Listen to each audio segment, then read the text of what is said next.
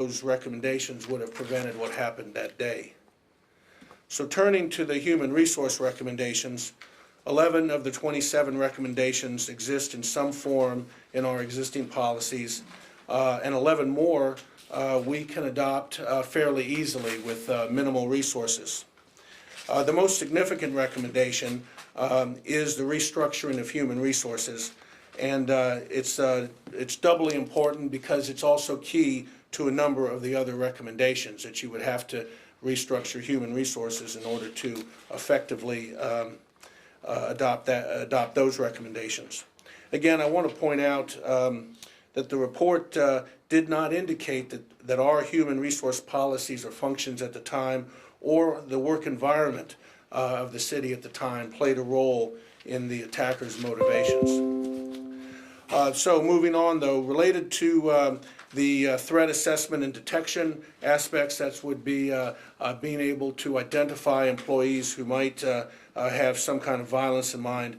Hillard Hines recommended a threat assessment team, or a TAT, T-A-T team, similar to our existing criminal charge and conviction panel. We have a panel that comes together to review all criminal charges lodged against employees to make a determination whether we need to allow that employee to stay working while the legal process is working, or whether we would need to suspend that employee.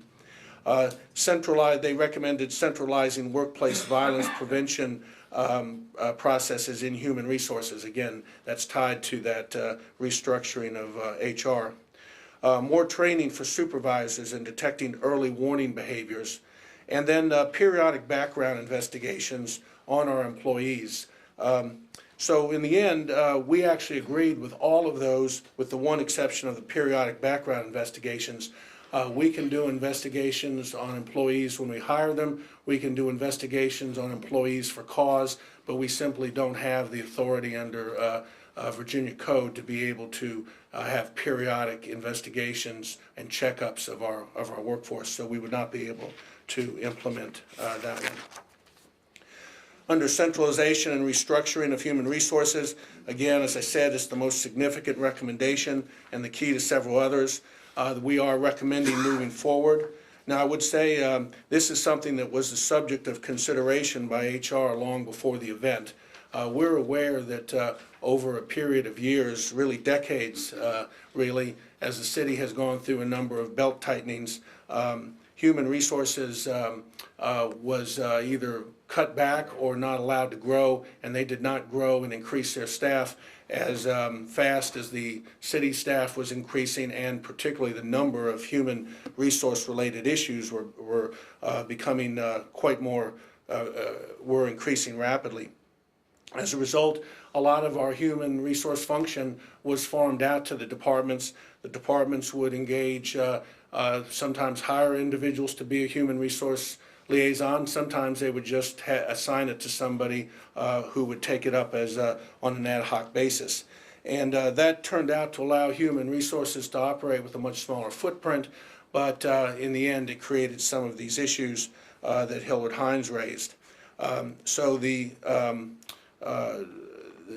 recommendation to restructure would eliminate the perceived department conflicts where the HR liaison actually reported to the departmental director.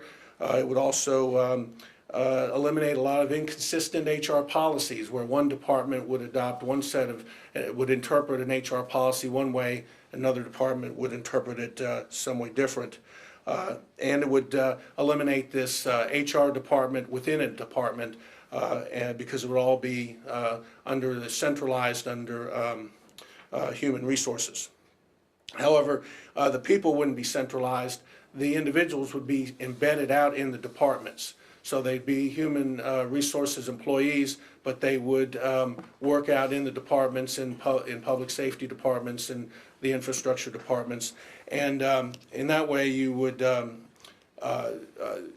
still have the consistent HR function. You would still have the neutral arbiter, but that person would be able to understand the processes and the people in that department, and they would be able to do a better job in resolving these HR conflicts.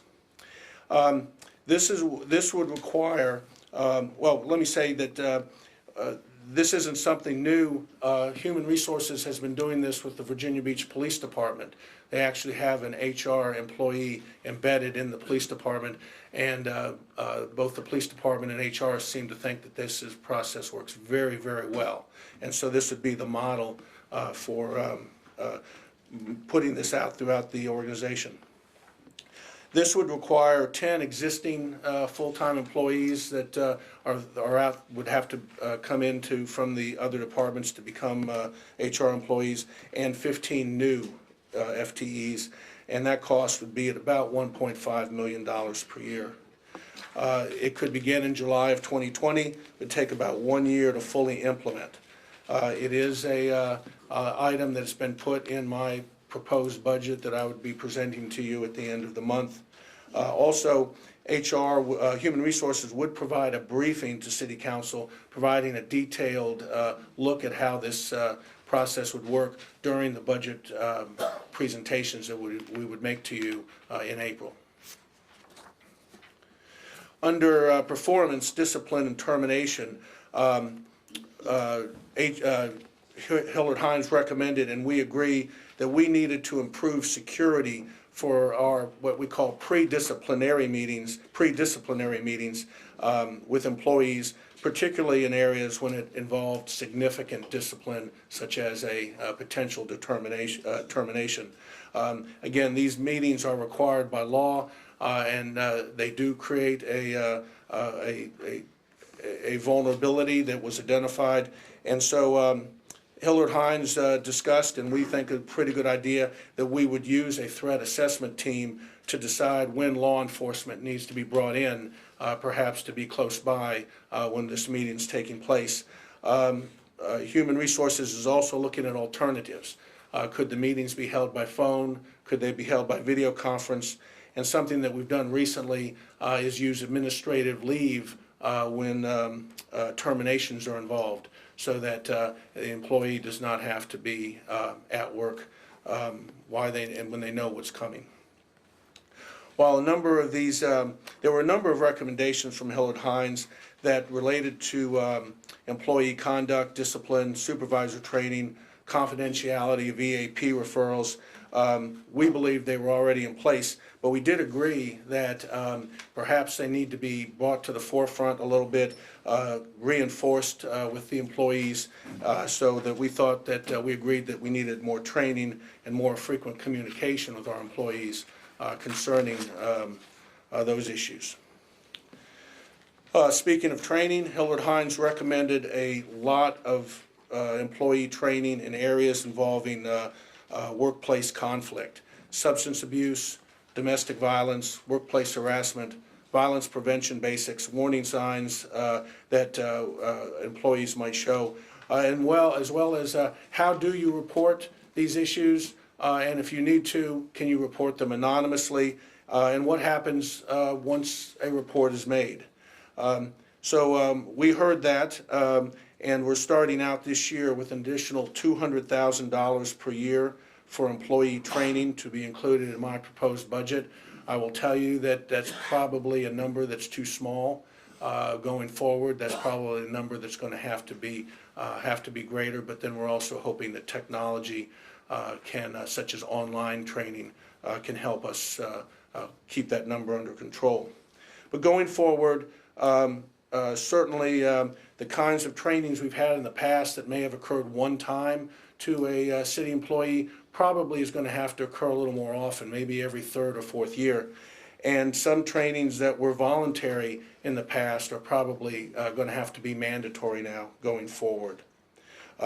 Human Resources is pursuing a case management system, which one of the aspects of that is it allows a 24-hour toll-free phone line and online for employees to log in, register concerns and complaints, but do it anonymously.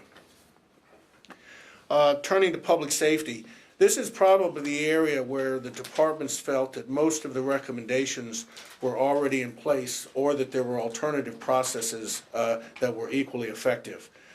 10 of 20 of the recommendations were established practice, and/or policy, and that would include training for various active assailant incidences, incident command, unified command, EOC operation and training, and adding tactical channels on the radios and dividing work across those channels as appropriate.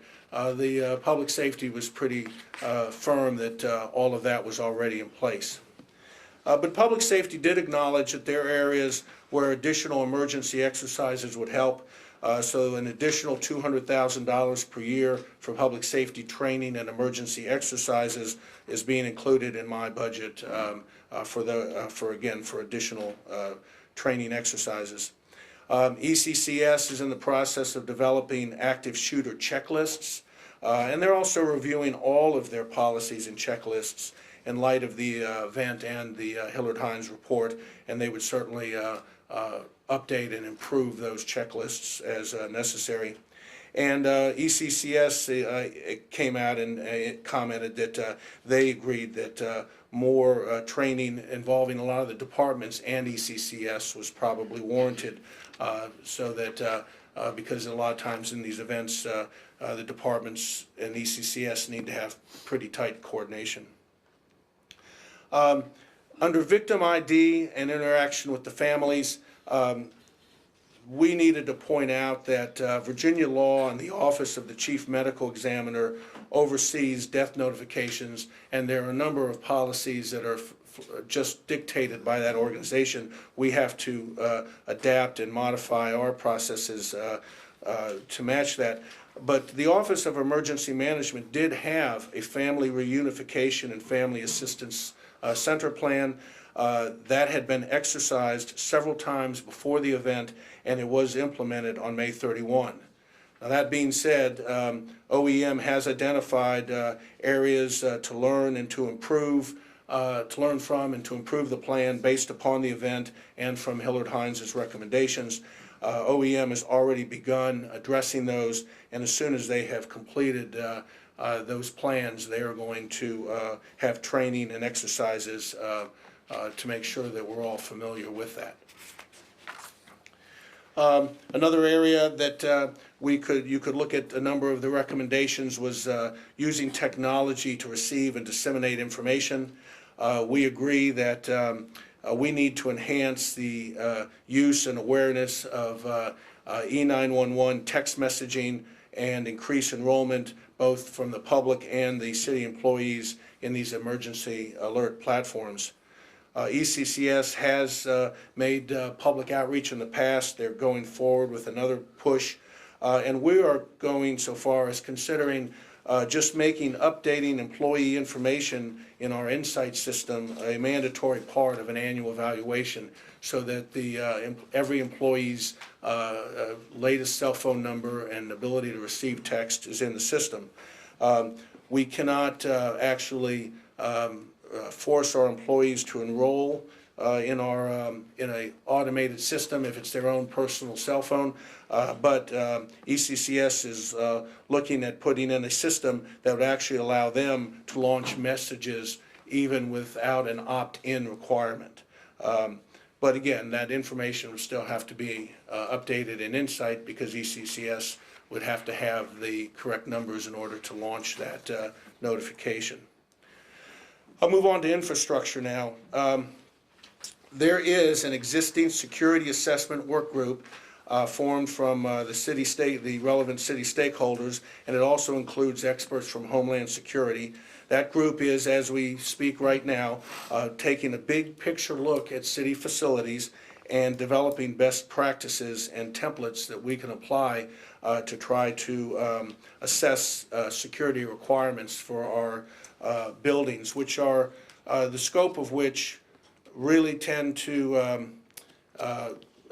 boggle the mind. The city has 387 facilities, mostly owned but some leased, and 310 of them are occupied by city employees, and they are distributed all over the city.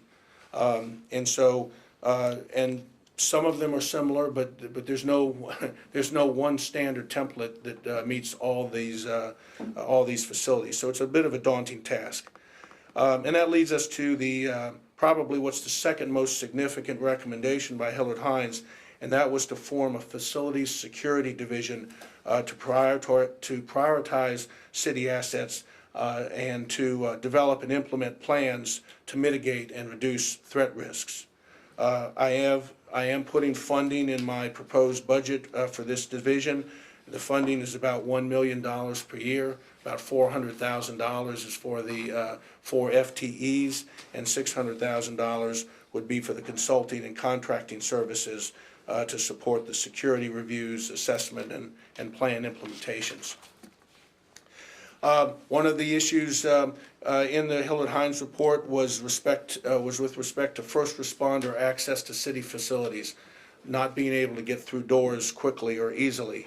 I indicated again that the scope, 387 buildings, 310 occupied. There are tens of thousands of locks of all kinds. And this is just city facilities. The city facilities are a microcosm of what exists throughout the city, which is just a phenomenal number of structures that the police might have to enter at any one time, and every one of them with locks and different kinds of locks. So what are we doing? In the short run, we are providing the VBPD with electronic access to our structures, to our buildings that have electronic locks. So right now it's going to be a simple, the badge opens everything. In the long term, this facilities security division is going to need to develop some kind of long-term lock strategy where we have standards, where we have locks of certain kinds, where they're tied in, where we have these computerized systems that can control them. But in the short run, we're getting VBPD access to these electronic locks to the extent we're able to. A lot was discussed about making these Knox boxes and go bags available to the Virginia Beach Police Department. These are boxes or locked cabinets in which right now the fire department can access, and that gives you keys to the building and other accesses to the building. Right now, state code only allows the fire department to have these accesses, so we'll have to, going forward, we'll have to continue the way that we do today, which is fire department and police department cooperate on those issues. But as I did indicate, there are buildings all over the city, and entering in short notice is very, very important. And so public safety's been experimenting with breaching kits. And the new breaching kits are lighter and smaller and more portable, can be easily put in the police vehicle. And so they have already purchased a number of them, and we've put in more money in the budget so they can continue to purchase this, with the thought being that all the patrol cars would have these breaching kits, and the officers would be able to enter any type of structure. There was also discussion about upgrading existing locks and upgrading existing buildings. We have increased an existing capital improvement program that was in place for upgrading mechanical locks to electronic locks. That's been increased from $125,000 per year to $300,000 per year. We've established a new CIP called City Security Enhancements in the city manager's proposed budget. It's funded at $2.2 million in FY21 and $2.98 million in FY22, and that would be for physical modifications to structures that have vulnerable issues. We have already identified things through our current budget this year in certain buildings. I'm not going to say it publicly. I can talk to you privately about it, but we've identified some things that in some of our buildings that are shocking, both in terms of needing locks and both in terms of needing structural improvements to prevent what are extreme vulnerabilities. I will say that all of this would be based on a risk-based analysis.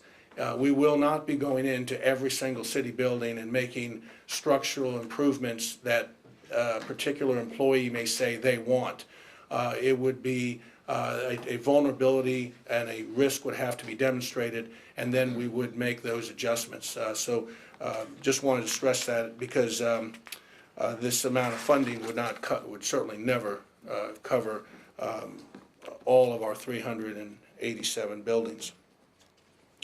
Under design of new and renovated buildings, questions were asked. Staff and the architects are reviewing the plans that are underway right now, the bridging documents for buildings 1, 2, and 11, to make sure that they are using the best management practices, the best thinking in building security. Right now, that work is being informed by our security assessment work group. In the future, the Facility Security Division would obviously take over and provide those standards and requirements. And this would be for all new and renovated buildings, and I would hope that you trust us that the new City Hall building, which is already under construction, took all of that into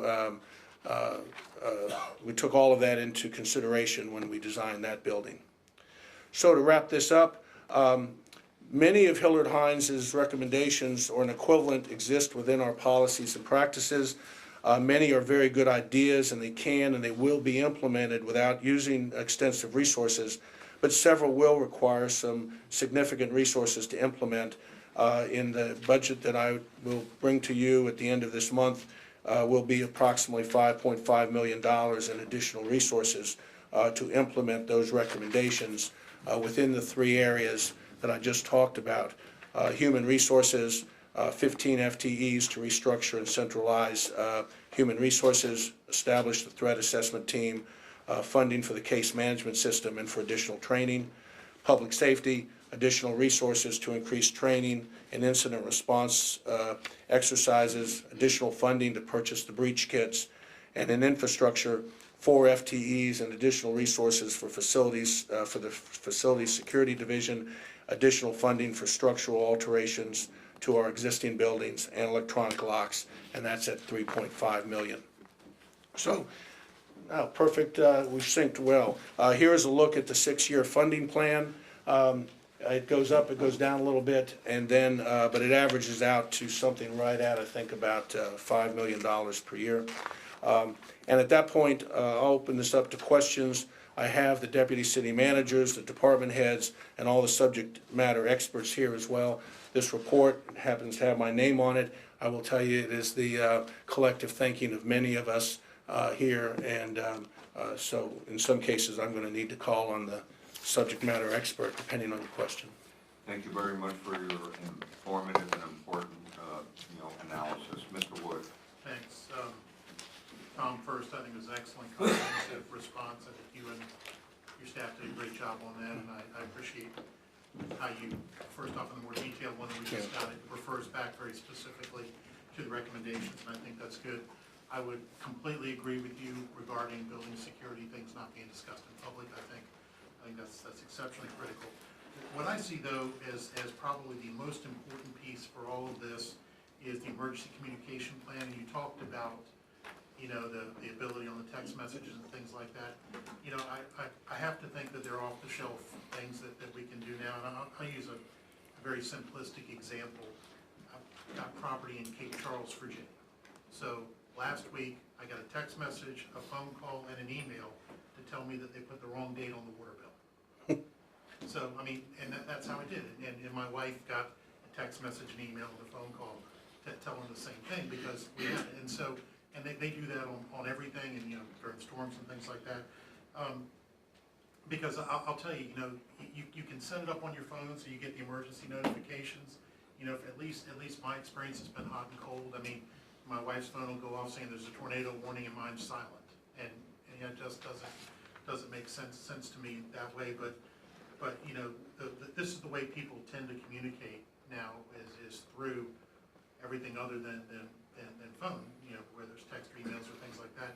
So I'd really like to see that because I think that's something that could have a direct and immediate impact on people in a crisis, to let them know where things are and to get away from this, stay away from this area, do this or do that.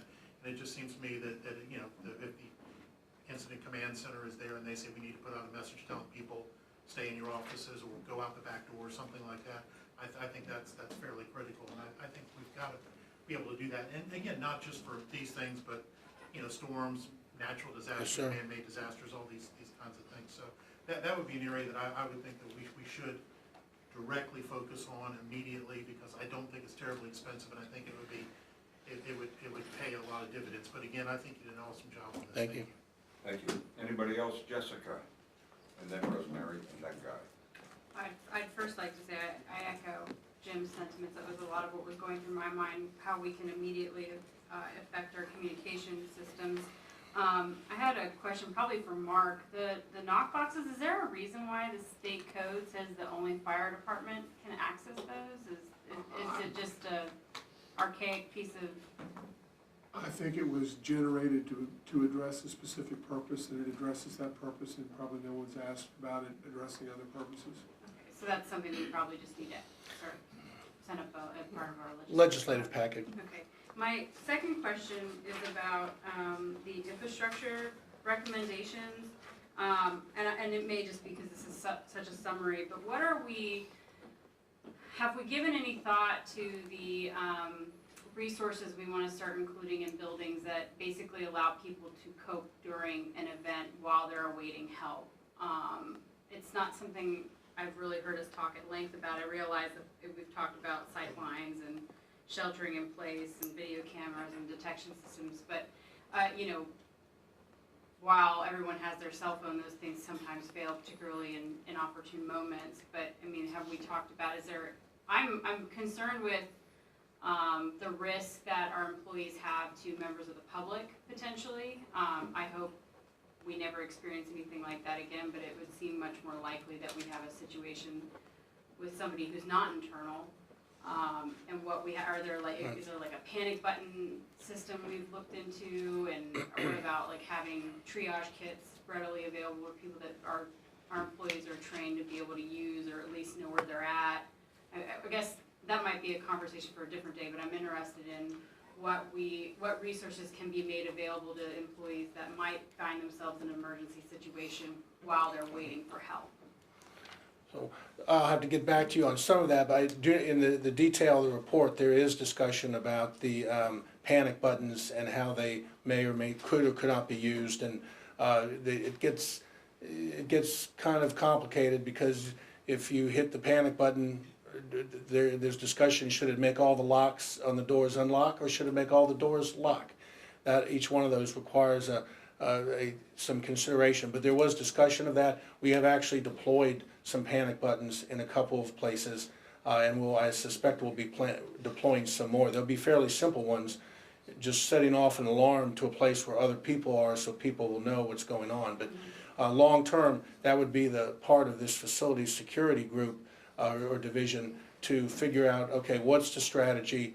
Certainly, as we get buildings that can support the wiring, a lot more, and the wiring and the Wi-Fi, a lot more can be done than is done. This building, for example, would give you great problems in trying to install something that involved any kind of wiring throughout the building. We have that trouble right now constantly. So, but yes, there is some of that in the report, and we'll take your other issues into consideration. Thank you. Rosemary, Guy, then Just John Moss. a really quick question. So we have 387 buildings. That doesn't include the schools. No, ma'am, it does not. That's the city side of the business. And are the schools planning on implementing any of these things as well? I mean, has there been discussions with them? I don't have any specific knowledge with the school plans, other than I have heard, as we've discussed this, that the schools actually could be a little bit farther along in these kinds of things than we are. Do we know how many buildings they have? I do not know, but I get that number. Good. Guy? I was just gonna say, for the benefit of public working, you made several references to ECCS, and I just thought I would make it clear that it's Emergency Communications and Citizen Services. And if you wanna see what's on the website at bbgov.com, you can learn about our 911 system, our 311 system, and the number of mobile apps that we have, including BB Works, BB Events, and the like. Thank you. Thank you. John? Just two comments. Yes, One, I sir. think the Knox thing goes back to the fact that fire department and police function and getting access to building with keys by police people because private buildings have them also Mhm. for access. Yes, sir. Maybe the history of that, I don't know, but I think that has something to do with it. And secondly, I know FEMA has these trauma kits that they have for uses in buildings. That's one of the things we learned out of our own issue in the place where I work in terms of an issue. And I know they may be put in workplaces for bleeding, those kind of things, and I know that they're available. And Tourniquets. those are something we should be looking for as possibly. They're not overly expensive, Okay. but they're like defibrillators you have in your church. I think most people have them around it, maybe some have them at their home, but I think that would be something that wouldn't be a major issue, but would be a chance to allow people to self-help until help could arrive. Yes, sir, we'll look at that. We have, of course, you do know we have defibrillators I do know, throughout the that's why I city. didn't mention that one. Okay, But I do want to thank you for following up on our evening conversation relative to going back to find out that we have a cloud. And I noticed you got a footnote report. I do appreciate you going back and looking at the tape and running that down. Thank you okay, very much. you're welcome. Okay, is there anybody else? Yeah, I just wanted to thank, okay, I'm sorry, Sabrina. So, I have a few questions, and I appreciate the report. I would like to, and I asked about this on Friday, and I believe you mentioned about vulnerability. I'd like to see that information. And I also would like to know, maybe in the form of a report, possibly, what are the staff members, what are their expressions as it relates to safety? What do they feel makes them safe? I'd like to see, I don't know if we've done a survey to that aspect or not. I believe like to Hillard see- Hines did, Okay. and we can pull that data. I believe they did, and they made at least with respect to Building 2, they made the comment that the Building 2 employees largely said they felt safe before and after the event. But we'll pull that data from the Hillard Hines survey. Yes, because I'm sure that's not the consensus of all the staff members, and I'm sure they have some ideas of what they, would like to see in place. I'm curious to know what those are, and to see how we could marry what Hillard Hines presented and what the staff's input is on that. I'd like to see that correlation, please. Also, I don't know how to express it, but there is a concern about this building and so many entrances. There's a lot of access to this building, and I'm wondering what it would look like to have a centralized access plan to this building, because I've visited several city halls, and I'm not sure that all of those city halls have so many different access to the outside community. And I think that would be a point, a very important point to kind of look at. You're absolutely right. So that we can make sure yes, ma'am. that, at least here and some of our other buildings, but take immediate action to kind of centralize those entrance points so that everyone's coming in the same direction. Right now, employees have access to all the side doors, and that can be defeated in that someone can just follow an employee in, and unless that employee were to stop that person and say, "Show me your ID," and that's not going to happen a lot of times. And we've discussed this. We've discussed a lot of extra locks on the on the stairwells, so that if somebody did penetrate the first door, they couldn't get past the stairwell without an ID. A lot of it comes to a lot of money that would be spent for a building that is scheduled to, in not too far distant future, to be completely gutted and redone. But your point about the central access is correct. This complex was never laid out with the thought of that. Building 1, Building 2, many buildings, they're designed with, hey, everybody come in from all directions. Make it as easy as you can. The parking is spread out so that people could come in any access doors. It was built at a time when the type of considerations we face today simply didn't exist. But you're very right on point on this, and we could look at that as I think the deputy city manager for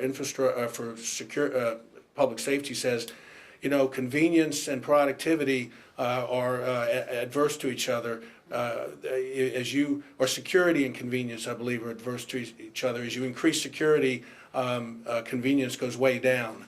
And then what happens is you have employees who are depending on where they're coming from, coming to the front of this building could actually double or triple their distance. And if they are carrying a whole big 20 pounds of papers and stuff for a meeting, it makes it a little more difficult. But it is something that is being discussed and considered. Right now, we're trying to at least funnel all of the public through the single entrance. And has that been taken into consideration for the new building? I'm pretty sure it has. Yep, okay, it's got the thumbs up from Tom Nicholas, who's the head of our facilities construction, so. Thank you. Okay, is there anybody else? Yeah, I just want to thank you, Mr. Leahy, for you and your staff, but also, to really emphasize that Virginia Beach is a safe city, and what we're trying to do is strive going forward. We live in a dangerous world, and certainly we have to take the precautions necessary. I think one of the reasons that necessitated the new city hall were some of the safety concerns that were out there. Yes. And just looking forward, and just to say our police, our fire, our sheriffs, our EMS, our 911 are second to none, and a point of pride for the city of Virginia Beach. Thank you very much. Thank you, Mayor.